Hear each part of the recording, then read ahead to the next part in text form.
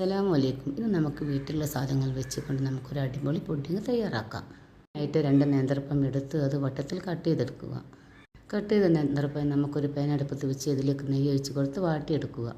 അതിനുശേഷം നമുക്ക് മറ്റൊരു പാൻ അടുപ്പത്ത് വെച്ച് അതിലേക്ക് 2 ഗ്ലാസ് പാൽ ഒഴിച്ച് തിളപ്പിച്ചെടുക്കുക. അതിലേക്ക് നമുക്ക് 1/2 കപ്പ് പഞ്ചസാരയും 3 ടേബിൾ സ്പൂൺ മിൽക്ക് മേഡും ഒരു നുള്ളി ഏലക്കാപ്പൊടിയും ചേർത്ത് കൊടുക്കുക. അല്പം പാൽ മാറ്റി വെച്ചിട്ടുണ്ടായിരുന്നു. ആ പാലിലേക്ക് നമുക്കൊരു 3 സ്പൂൺ കസ്റ്റാർഡ് പൗഡർ ഇട്ട് ഇളക്കിയെടുക്കുക. അതും ഈ പാലിലേക്ക് ഒഴിച്ചുകൊണ്ട് ഒരു 3-4 മിനിറ്റ് നമുക്കൊന്ന് തിളപ്പിച്ചെടുക്കുക. കുറുകി വരുന്ന സമയത്ത് നമുക്കതൊന്ന് മാറ്റി വെക്കുക. പിന്നെ നമുക്കൊരു പുഡിംഗ് ട്രേ എടുത്ത് അതിലേക്ക് നേന്ത്രപ്പഴം നന്നായി ഇട്ട് നിരത്തി വെച്ച് കൊടുക്കുക. അതിൻ്റെ മുകളിലായിട്ട് നമുക്ക് 4 പീസ് ബ്രെഡും കൂടി വെച്ച് കൊടുക്കുക. അതിൻ്റെ മുകളിലായിട്ട് നമുക്ക് ഈ ബാറ്ററും കൂടി ഒഴിച്ച് കൊടുക്കുക. ഇതിൻ്റെ മുകളിലേക്ക് നമുക്ക് നട്ട്സോ ഫ്രൂട്ട്സോ എന്തെങ്കിലും ഒന്ന് വിതറി കൊടുക്കുക. അതിനുശേഷം 3 മണിക്കൂർ ഫ്രിഡ്ജിൽ വെച്ച് തണുപ്പിച്ചെടുക്കുക. അതിനുശേഷം നല്ല അടിപൊളിയായിട്ടുള്ള പുഡിംഗ് ഇവിടെ റെഡി ആയിട്ടുണ്ട്. എല്ലാവരും ഒന്ന് ട്രൈ ചെയ്ത്